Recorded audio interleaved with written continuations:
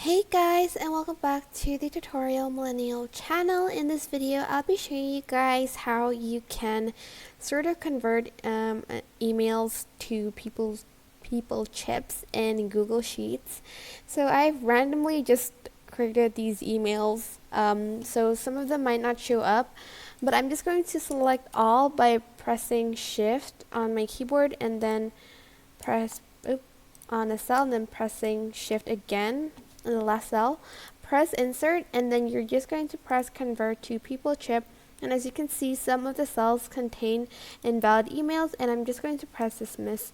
And as you can see, 4 of these emails have been converted to people chips and people chip, and like you can, I guess, invite them to view the document, schedule event, you can send the email, you can even start a video call too. But as you can see, the rest are invalid emails because, you know, some of them I just made up.